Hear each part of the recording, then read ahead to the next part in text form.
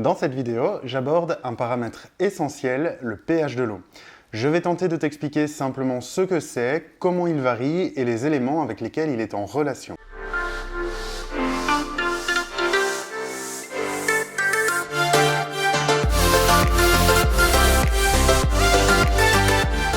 Hello, c'est Flo et bienvenue à toi si tu découvres ma chaîne sur laquelle je parle d'aquariophilie orientée invertébrés dans le but de permettre leur maintenance et leur reproduction au plus grand nombre. Le pH est égal à moins le logarithme hydronium.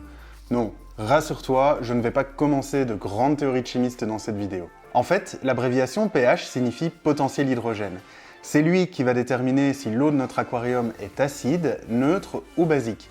Sa détermination se fait sur base d'une échelle allant de 0 à 14 et cette échelle ne comporte aucune unité de mesure. Un milieu acide aura donc un pH de 0 à 7, un milieu neutre aura un pH de 7.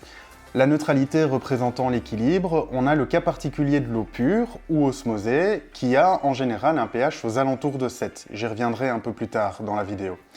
Et un milieu basique aura un pH compris entre 8 et 14. Sachant cela, il y a une notion intéressante pour l'eau de nos aquariums, qui peut être soit légèrement acide, donc c'est-à-dire avec un pH inférieur à 7 mais supérieur à 6, soit légèrement basique, donc avec un pH supérieur à 7 mais inférieur à 8. On a également le cas de la neutralité dont je te parlais tout à l'heure, et donc c'est-à-dire l'eau osmosée à 25 degrés qui aura en général un pH aux alentours de 7, et donc un pH neutre. Un autre point important concernant le pH est qu'il s'agit d'une échelle logarithmique. Par conséquent, une eau à pH de 6 sera 10 fois plus acide qu'une eau à pH de 7, et une eau à pH de 8 sera 10 fois plus basique qu'une eau à pH de 7. Donc, chaque fois que l'on monte ou que l'on descend d'une unité, l'alcalinité ou l'acidité de l'eau sera de 10 fois supérieure par rapport à sa valeur précédente. C'est une notion très importante, et je parle de ça parce que ça peut avoir des conséquences néfastes sur nos crevettes. Prenons l'exemple d'un changement d'eau dans un bac de Taiwan Bee. Dans cet exemple, l'eau de mon aquarium a un pH de 5,5. Lors de mon changement d'eau, j'utilise de l'eau osmosée, qui, comme on l'a vu, a un pH aux alentours de 7. Si je prenais cette eau que j'ai reminéralisée, que je la mettais trop rapidement dans l'aquarium, alors je risquerais un choc important pour mes crevettes. Pourquoi ? Parce que l'eau de mon aquarium est à pH de 5,5. L'eau, donc la nouvelle eau que j'ai préparée, a un pH qui s'approche de 7 et qui varie un petit peu avec la reminéralisation. Mais là n'est pas la question. Si on prend 5,5 et 7, on s'aperçoit que le pH de la nouvelle eau est presque 100 fois plus basique que le pH de l'eau de l'aquarium. Et donc c'est une notion très importante à prendre en compte, il va falloir faire les choses en douceur en matière de pH. Cependant, les choses sont bien faites, car le pH de notre eau osmosée se modifie très facilement. Et c'est d'ailleurs pour ça que la compensation de l'évaporation à l'eau osmosée permet de garantir une stabilité dans les paramètres d'eau. Donc finalement, ce dont je vous parle, c'est un risque de choc osmotique qui sera lié à une variation de pH trop importante. On l'a vu, la variation d'une unité sur l'échelle de pH occasionne des variations 10 fois plus importantes qu'à la valeur d'origine. Dans le cas des Taiwan Bee, on a une variation 100 fois plus importante. On comprend bien, finalement, que si on est trop rapide, on occasionne un choc très important et donc on a un risque de mort à la clé. Finalement, ces quelques points m'amènent à te parler des éléments qui vont entrer en ligne de compte dans les variations du pH. En règle générale, une eau dure aura un pH plutôt alcalin, tandis qu'une eau douce aura un pH plutôt acide, et il y a là une relation indirecte entre la minéralisation de l'eau et le pH.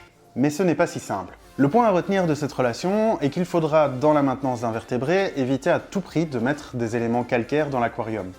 Pourquoi ? Ces éléments calcaires vont avoir tendance à relarguer des minéraux qui vont avoir un effet tampon et vont rendre l'eau beaucoup plus basique. La problématique est que ce relargage de minéraux est incontrôlable et donc du coup on va avoir un pH qui sera difficilement contrôlable lui aussi. Les seules variétés qui pourraient supporter de telles valeurs de pH sont les Neocaridina. Néanmoins, je ne te conseille toutefois pas d'utiliser d'éléments calcaires dans ce type d'aquarium. Alors quand je parle d'éléments calcaires, je pense si tu pars sur un bac d'aquascaping aux différentes pierres ou éventuellement au sol. Il y a des sols qui sont extrêmement calcaires. Pour les raisons citées plus haut, parce que ces éléments calcaires vont modifier très fortement le pH. Pas de panique, il existe une relation bien plus claire. Sur ce point, n'hésite pas à mettre la vidéo en pause ou te repasser certains passages que tu aurais du mal à comprendre. La variation du pH dans l'aquarium est régie par le pH, donc l'élément auquel on s'intéresse, le KH, donc à savoir la dureté carbonatée, et le CO2. En plus clair, la minéralisation seule, comme je viens de t'en parler, ne fera pas varier le pH. Pour t'expliquer cette relation, je vais d'abord m'intéresser au KH, ou dureté carbonatée. Sa mesure permet d'obtenir le reflet des ions bicarbonate dissous dans l'eau. Seulement le reflet, car en réalité, les tests que l'on nous propose sur le marché nous permettent de mesurer notre KH, donc dureté carbonatée, mais cette mesure prend en compte différents ions dans l'aquarium et donc différents sels dissous dans l'eau. Les bicarbonates vont agir comme des tampons dans l'aquarium. Un tampon en chimie est une substance qui a la propriété d'absorber l'acide pour stabiliser le pH à une valeur donnée. Pour obtenir cet effet tampon avec le KH, il faudra qu'il ait au minimum une valeur de 5, de manière à pouvoir absorber l'acide et garantir une certaine stabilité du pH. En deçà, on va avoir des modifications de pH, mais c'est aussi intéressant car on sait maintenant que le KH va garantir la stabilité en tamponnant l'acide, mais que donc du coup, si l'on cherche à modifier son pH, il faudra simplement baisser la valeur du KH. Nous avons là une première relation qui est que le pH sera stable si le KH est supérieur à 5 et le pH sera instable si le KH est inférieur à 5. Il reste le CO2 dont je n'ai pas parlé dans cette relation. Le CO2, finalement, c'est un acide qui va donc avoir pour effet, en fonction de sa concentration, de diminuer le pH. Donc, si j'ai une grande quantité de CO2 dans mon aquarium, alors je vais avoir un pH plutôt bas. Maintenant, on va essayer de mettre un petit peu tous ces éléments ensemble. D'une part, on a notre pH. D'autre part, on a notre KH. Et enfin, on a notre CO2. On l'a vu, si on a un KH supérieur à 5 ou égal à 5, le pH restera stable. Même si j'ajoute du CO2 avec un KH de 5, le pH devrait ne pas trop varier. Donc la relation entre ces trois éléments est que plus le KH sera élevé, plus il va falloir de CO2 pour faire diminuer le pH. A l'inverse, plus le KH sera bas, moins il y aura besoin de CO2 pour faire diminuer le pH. C'est là en fait toute la relation entre ces trois éléments. Il y a d'autres éléments qui vont entrer en ligne de compte dans les variations du pH dans l'aquarium. La photosynthèse par exemple, et dans ce cas-ci, je m'intéresse à l'interaction qu'ont les plantes avec le CO2. Lors des phases d'éclairage, les plantes vont accumuler du CO2 pour relâcher de l'oxygène, tandis que lors des phases d'aquarium éteint, les plantes vont relâcher du CO2. Un aquarium éclairé aura donc un pH qui sera légèrement plus haut que lorsqu'il est éteint. Enfin, un dernier élément qui vont avoir pour effet de faire varier le pH, tout en ayant un effet tampon, sont les tanins naturels, les acides fulviques, les acides humiques, sans oublier nos sols techniques. En résumé, le pH est l'abréviation de potentiel hydrogène.